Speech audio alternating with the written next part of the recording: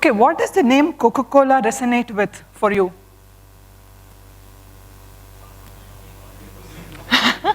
Okay, carbon dioxide. The truth is, its inventor John Pemberton was a morphine addict. He had a lot of headaches and anxiety. And Coca-Cola was actually an invention. It was invented as an alternative to morphine addiction. Can you believe having a Coke drink every day? And after 2 decades, it became what it is today. Listerine, what does this bring to your mind? Mouthwash. Okay.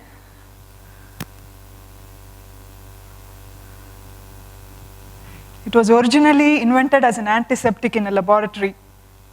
Imagine gargling an antiseptic like Dettol every morning. Eeks, right? Even the very thought is kind of takes you off.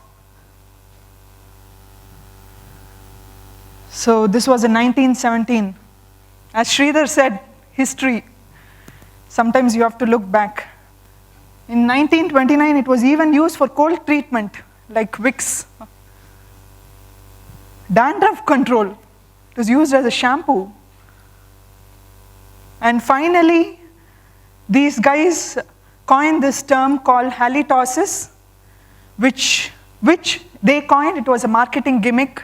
They coined this to mean bad breath. And they started marketing it for bad breath control. And that is what we see today. Zoho, what does this resonate with? Sorry? CRM? Small office, home office? Huh? What? Children building blocks.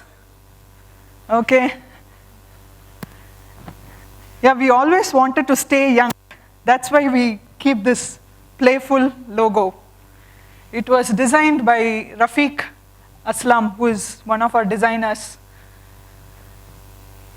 So Rafiq, yeah. Actually, we started, you would have seen this over and over again, so I'm not going over this. So we started as something, and there's something else now, right? This is because we evolve. And this should tell you what it means from being a blank slate to a product. So, but I can see that you are having so many questions in your mind, sitting there in the audience, 2 days, 1.5 days almost, you have been bombarded with sessions after sessions, and you are now loaded with questions, anxiety, and hope, aspirations. Kind of a confused state. And you are asking you are showing me billion-dollar companies, Coca-Cola, Listerine, and Zoho, which has been there for decades, and making 50+ products. You're showing me these companies, but you know what? I'm here sitting on a blank slate, and I'm just starting, I'm a nobody, and do you really think I can get there? Are you kidding me? So this is the kind of question you're having in your mind. So which is what we'll address in this presentation. Let's take the example of Shiva, a Zohoite who has been there since the inception. Shiva was he was the guy working on WebNMS, and it was a happy team doing WebNMS, as been told already, is a very unsexy, techie product. And later he was moved on. In Zoho, we expect people to keep switching roles and be flexible with that. So he was moved on to Wi-Fi Manager, not so much of a difference, but it's a more trendier product. Wi-Fi Manager is a more trendier product, and Shiva was happier because I was in this unsexy WebNMS, now a little sexier Wi-Fi Manager. And then Shiva comes one day, and then bang, he's put on a new team called Zoho Books. Zoho Books is an accounting software And it is one of the popular accounting software for today for small business. And Shiva and his team had no idea about accounting. They had no knowledge of accounting, leave alone how to write an accounting software. And they were really startled. So then what did they do? Imagine, I think normally some person will just say, I'm quitting. But it's the Zoho way that we learn to adapt and evolve. So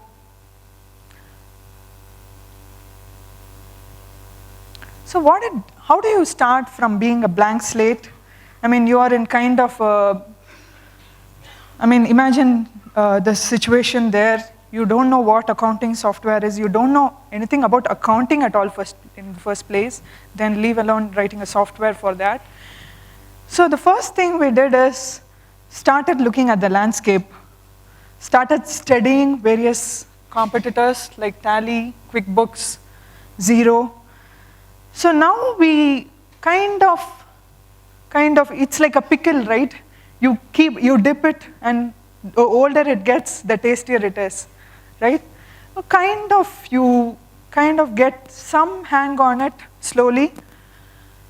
Then accounting is not something you can write without any domain knowledge. You need to know so many terms, so we started hitting the books, starting from accounting for dummies to, on, and started learning terms, credit, debit, net assets, return on investment, and these terms really, make you go awry. So we just jumped in. We started doing a prototype. So what is a prototype? Prototype is not something that can be sold in the market. It is just a simple piece of code just to make you and your team feel that, yes, this is doable. Yes, I can do this accounting software. So it gives you the confidence to move forward. So we started doing the prototype, and you know what? Slowly we started getting these ideas like, QuickBooks UI, it sucks. And it can't scale beyond, so many users. And these accountants, poor guys, they are being strangled by QuickBooks. And what about the CRM integration? QuickBooks doesn't have that. So congratulations, you were like nobody to accounting, and you start forming ideas about accounting. Like, you start getting opinions. So what are opinions? This is the first step. Like, you are a nobody, you enter, and you start forming opinions in your head about the landscape that is existing in the market. So this is a very crucial inflection point. And what are opinions? Opinions are mild beliefs. So you don't have it strongly, but you think, well, this might be true. So, and there are many opinions floating around, right? People have varied opinions, and these opinions might contradict. So there are so many opinions floating around in the market about any software you take right now. And so it is very important that what you take in within you, what opinion are you digesting, is very important. You need to be careful about that, because that is going to take your product forward. Let's take something, I know it's past break time, so coffee must be running in your heads. So let's take something as simple as coffee, right? A cup of coffee every day. Could that be subject to opinions? There are even articles about that, coffee here, coffee there, how different people. This is the Indian version of coffee. And this is the Mexican coffee. It's had in a clay pot. That's how they have it. And this is the Italian coffee. I think I'm making you people even more, reminding you more about break time. So this is the Italian version of coffee, and it's usually had with a slice of lime.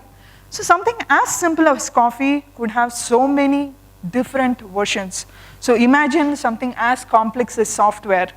Take any software, CRM, Office Suite, anything, it has so many different opinions in the market. So opinions, so what happens once you get opinions, you slowly start working on it, you go deeper and deeper, and you start studying other products, you develop your own product, and slowly opinions become what we call convictions.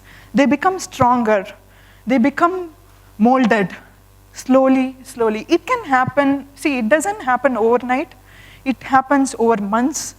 Maybe for some complex software, it may take more than a year. So it all requires patience and perseverance. So what are convictions? Convictions are stronger beliefs, and you have greater confidence in them, and it hits you hard when somebody says, I mean, you're going to say, you know what, CRM without email makes no sense. Suppose you say something like that and you strongly believe in that. That's your conviction. And if somebody is going to counter-argue, then you're definitely going to get into an argument with them. So it's a very strong belief that you're firm about. And convictions, actually this is in Zoho culture. We have very strong convictions about the 50+ products we ship, which didn't come overnight. As we saw the Zoho books example where we started from a blank slate. And these strong convictions were formed over these several years as we iterated, like so many people have told you, and Sridhar also mentioned in the previous, you have to keep iterating and iterating. And these strong convictions are loosely held in Zoho, because sometimes you have a very deep conviction and the market proves it wrong, or the context changes and the conviction has to change to suit the context. So this is in Zoho culture that we have strong convictions, but we allow them to be loosely held so that they are subject to change. So product is essentially a quilt of convictions. So we could see that in the coffee example. So what is the outcome is, it shows that your set of beliefs, your product shows what you believe in. For example, in 2011, we had these kind of opinions about, should we go, when mobile was taking off, should we do web apps for our products, or should we do native mobile apps? And that time we didn't have a conviction yet, so we were trying both. And in fact, Zoho Books was the first product which released both web apps and native mobile apps together. And but now we are going the native mobile way. And another example of an earlier opinion which we had, which turned into conviction, was in 2003, open source or SaaS. This was another decision we had to take. So when we talk about convictions, there could be strong convictions which you have formed on your own. Probably they're validated. And you could have weak convictions because maybe the market is suggesting something. So, but you haven't seen it yourself, but the market is strongly resonating that. So those times, those convictions could be weak, and those convictions could be somebody else's convictions which you are following. So you may not always realize that you're following, but there are times you will be strongly following others' convictions.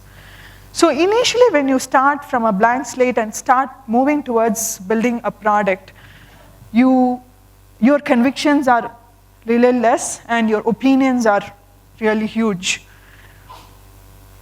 But is that worrisome?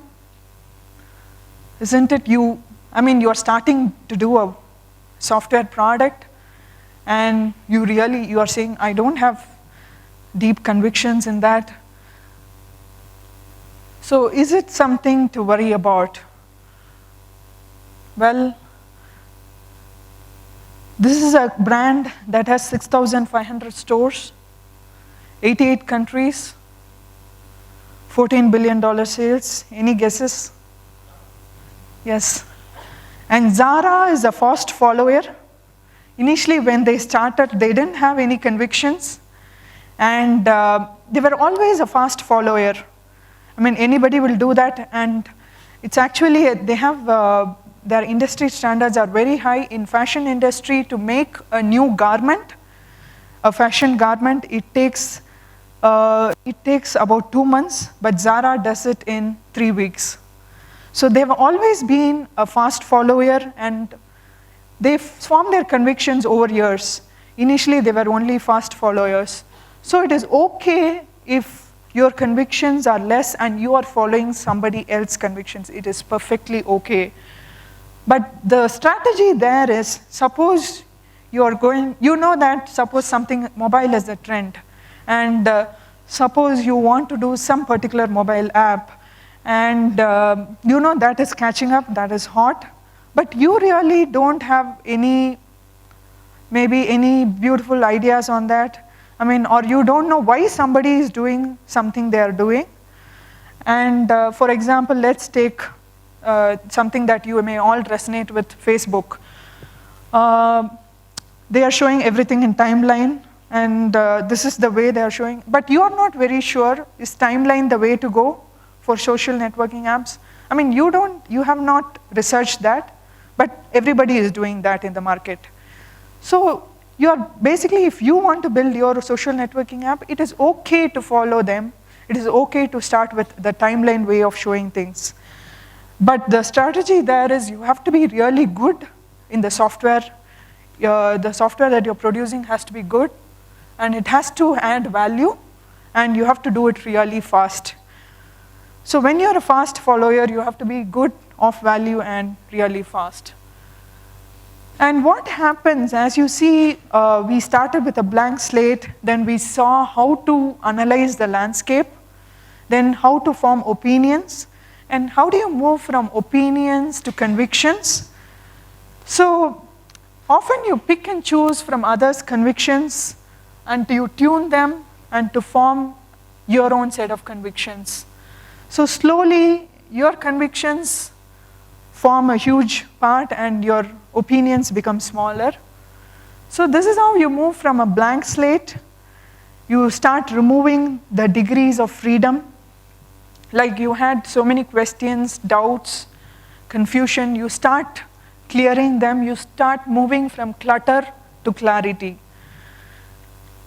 So, and you start sculpting your product. So opinions become convictions, and they later move on to what we call a vision. So, but this takes quite an amount of persistence and a long time. For example, even in books, right now we are having a vision of what an accounting software. We started the Shiva story, we started with a perfectly blank slate, knowing nothing about accounting, from accounting for dummies. We have come to having a vision for the accounting software market. So in Zoho books, for example, we have done some things which the market hasn't done. I mean, we have been the first in the market in few things. For example, we have included inventory management in accounting software, which is pretty useful. We have included invoicing. You can do invoicing right from your accounting software. You can even manage your product subscriptions from your accounting software. So right now we have a vision for most of the products we are doing. And so that's how we have moved from opinions to convictions to vision. And this is CRM, another of our products. Okay. So if you see here, this has come a long way, and now we have a vision of CRM. And we can see that this is the contacts page, which has the contacts detail, which you usually see in a CRM. But you can also see something different.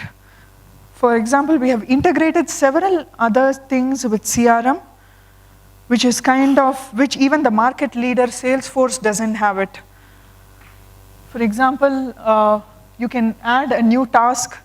You can even call. You can send an email.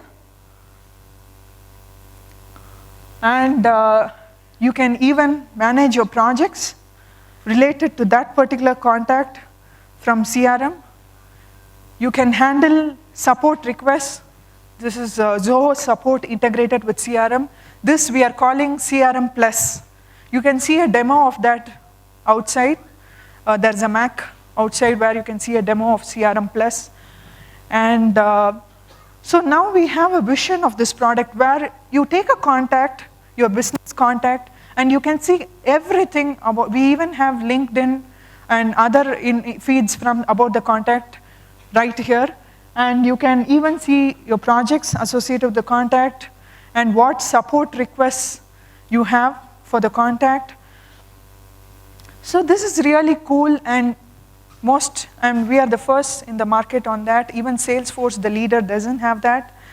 And you can see the social interactions with the contact, your visits, your surveys, if you have done any surveys associated with the contact. So this is a completely integrated solution, which is our vision of the product. So we evolve, as I said.